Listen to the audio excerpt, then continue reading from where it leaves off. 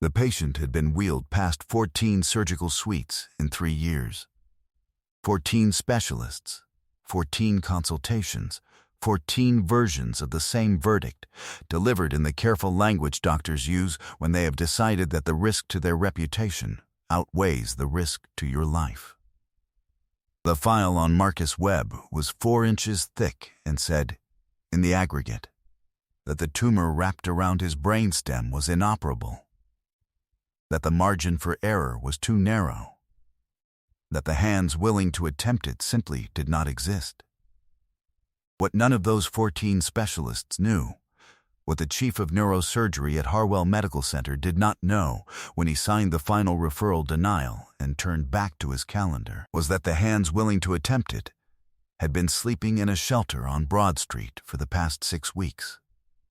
And in 11 days, those hands would walk into the most difficult surgery Harwell's or 3 had ever attempted, and do the thing that 14 men in tailored white coats had decided was impossible.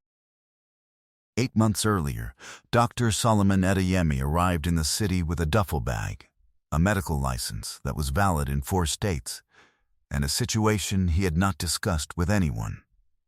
He was 51 years old. He had completed his residency at Johns Hopkins, his fellowship in complex skull base and brainstem surgery at the University of Toronto, and had spent 17 years as a senior attending neurosurgeon at a teaching hospital in Atlanta, where his outcomes record the number that, in surgical culture, tells the story that reputations are built on, was among the top 3 in his specialty nationally.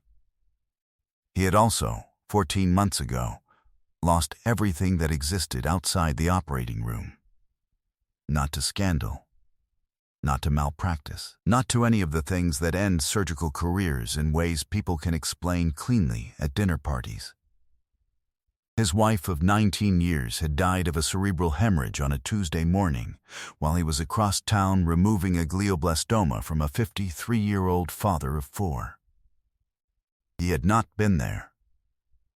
He had known, in the abstract way that surgeons build their lives around that knowledge, that this was always a possible cost of what he did.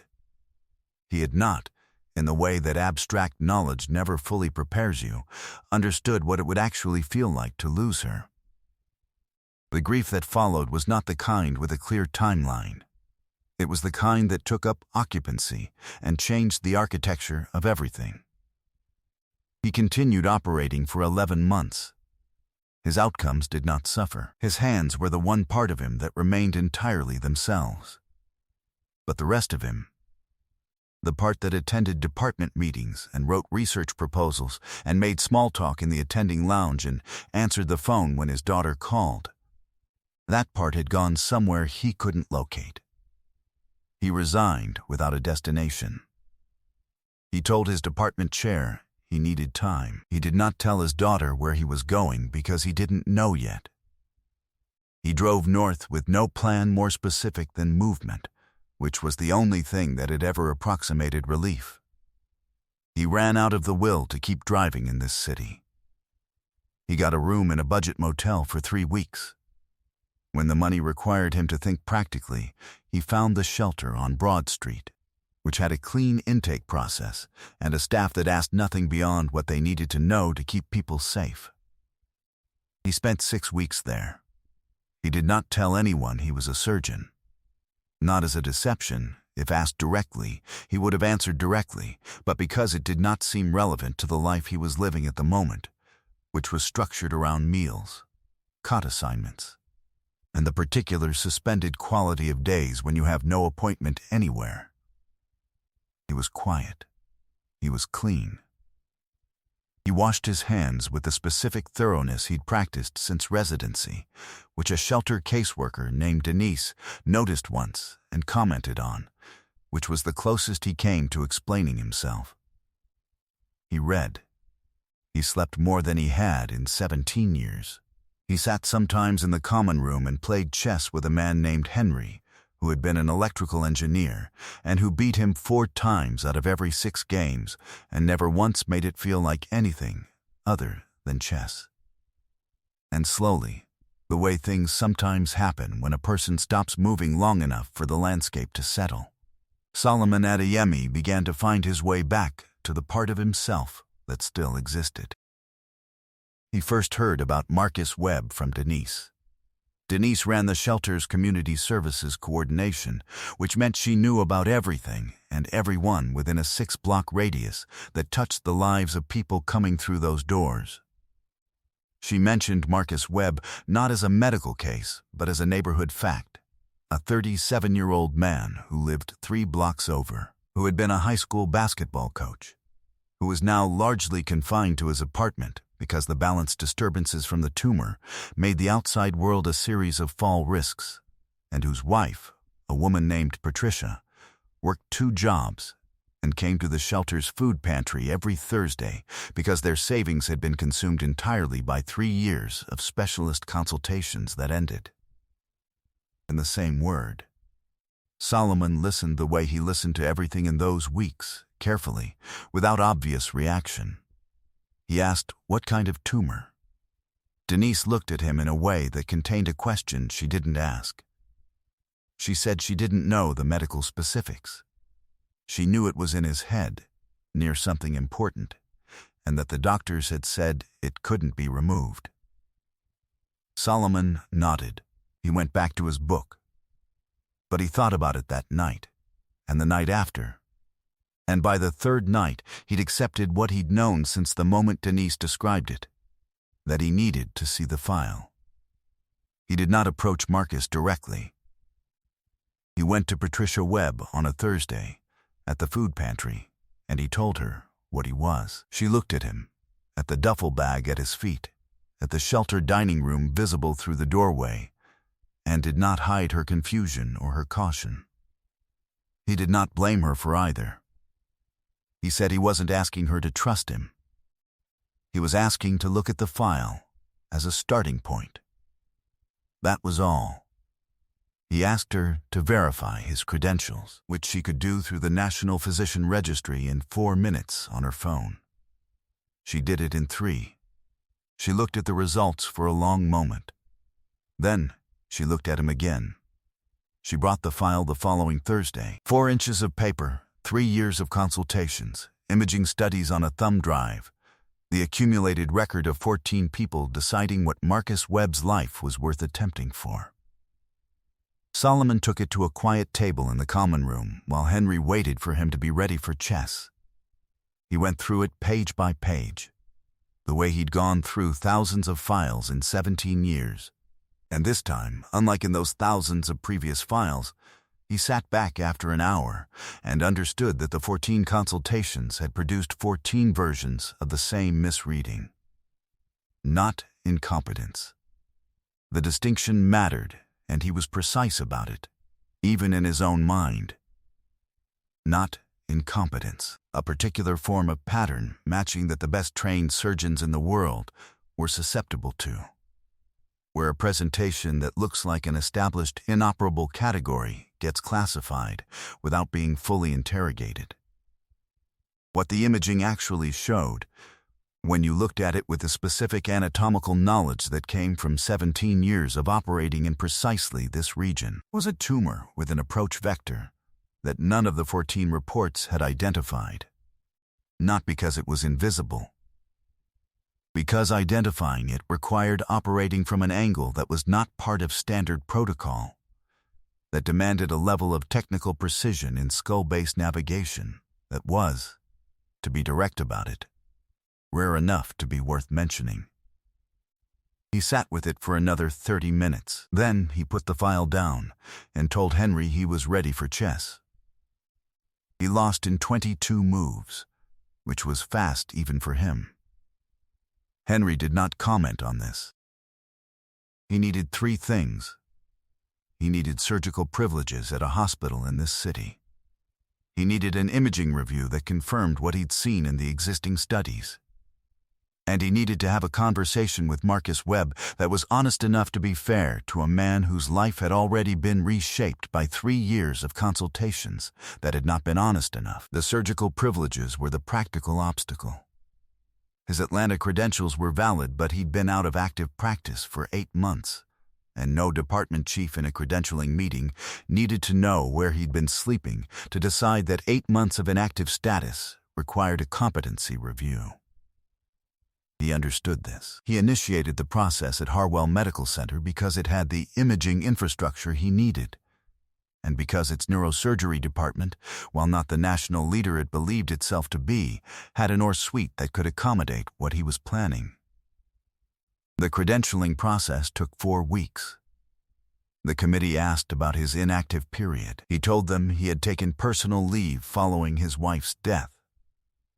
The committee chair, a woman named Dr. Anita Sorensen, who ran the hospital's ethics board and had the specific quality of attention that makes people tell the truth slightly more completely than they intended to, asked him how he was. Not professionally, how he was. He told her he was getting better, and that being better was part of why he was here. She held his gaze for a moment, then moved on. His privileges were approved. The imaging review confirmed what he'd seen. He worked with a radiologist named Park for 6 hours on a Tuesday afternoon, walking through the tumor's geometry slice by slice. And by the end of it, Park had stopped offering corrections and was simply watching, and then asking questions the way people do when they're learning something they hadn't expected to encounter. Then he went to see Marcus Webb. Marcus was sitting in a wheelchair near the window of his apartment, not because he couldn't walk short distances, but because the balance episodes had become unpredictable enough that the wheelchair was the safer option for ordinary hours.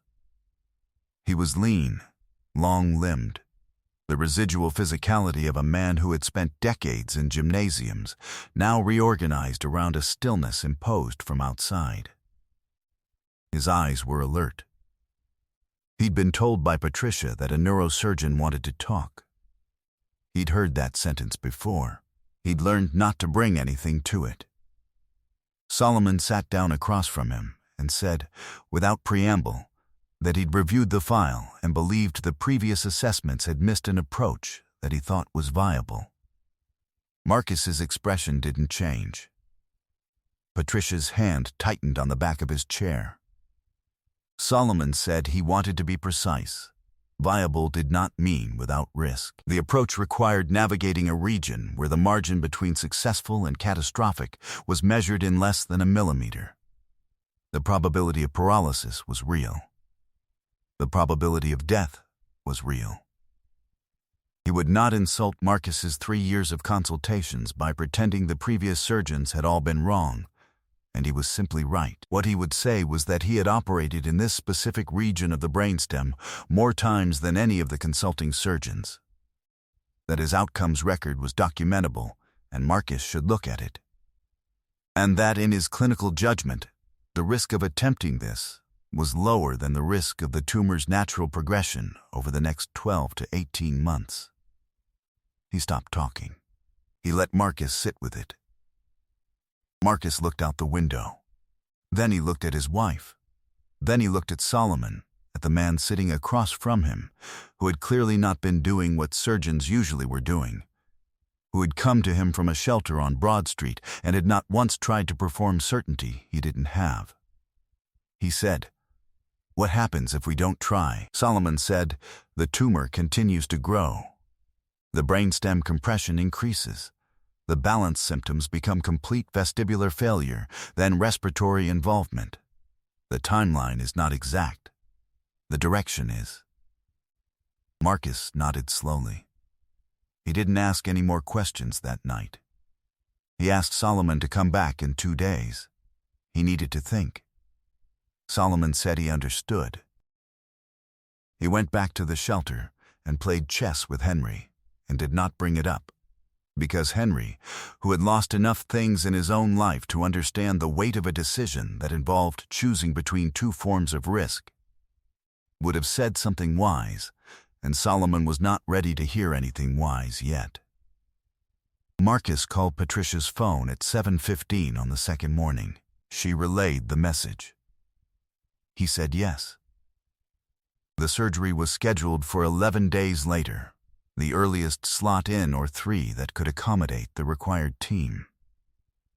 Harwell's Department of Neurosurgery, specifically its chief, a man named Dr. Gerald Marsh, who had 23 years of seniority and had personally signed the final referral denial on Marcus Webb's case, became aware of the scheduled procedure 2 days before it was to occur.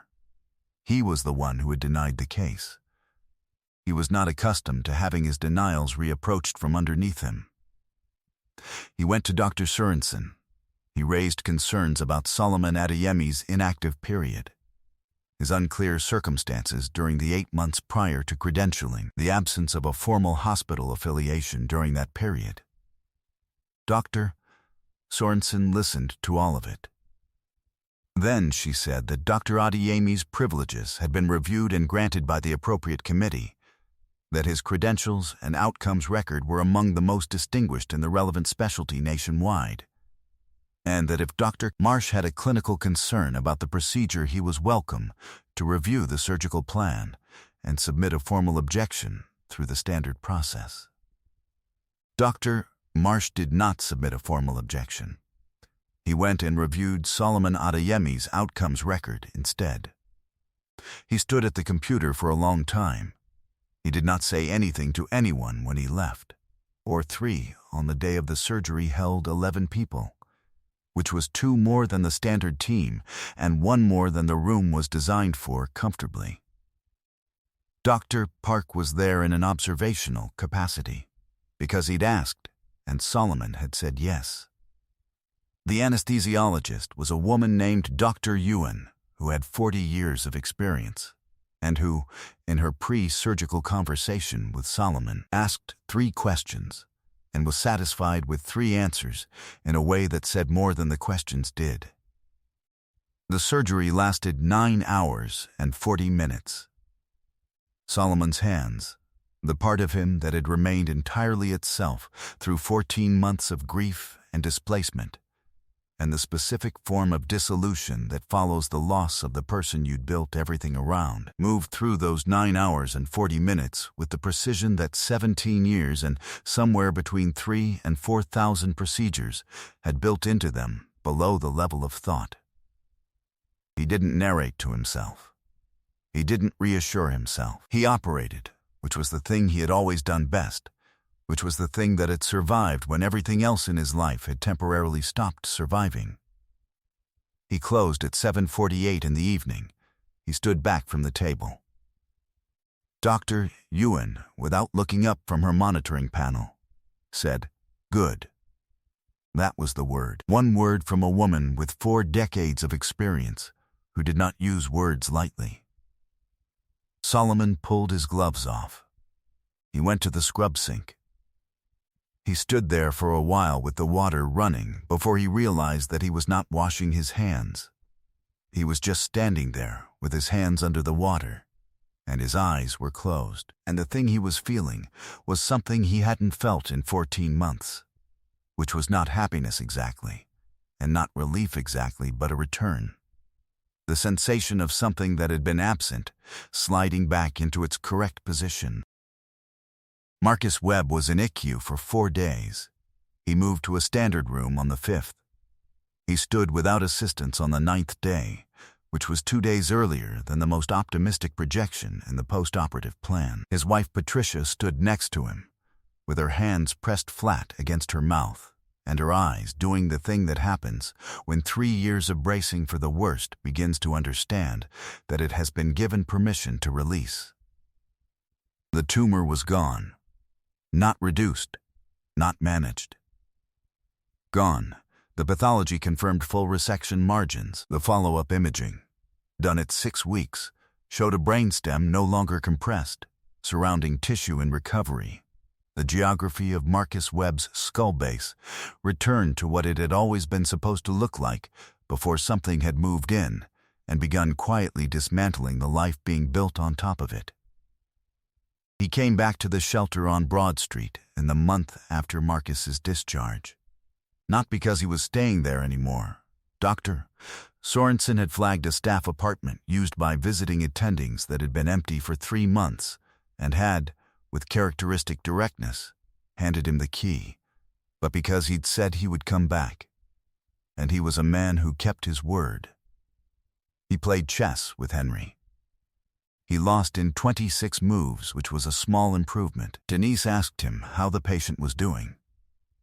He said the patient was doing very well. Denise nodded the nod of a woman who had spent 15 years watching people arrive broken and become something else, who understood that this was a sentence that contained a great deal more than it said. Solomon Adeyemi accepted a position at Harwell Medical Center's neurosurgery department 4 months later, not as a senior attending, though that was what was offered initially and what his record justified.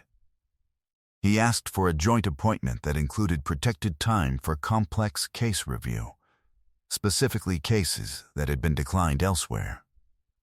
Cases that had accumulated the particular thickness of a file that meant the system had made its decision and moved on.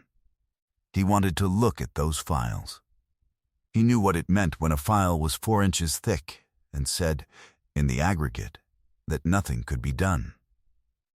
It usually meant that the right hands hadn't seen it yet. He was not a man who believed in grand statements or the performance of redemption. He had lost his wife. He had lost, temporarily, the version of himself that could exist outside the operating room. He had slept in a shelter on Broad Street and played chess with an electrical engineer who beat him most of the time and never once asked him what had brought him there.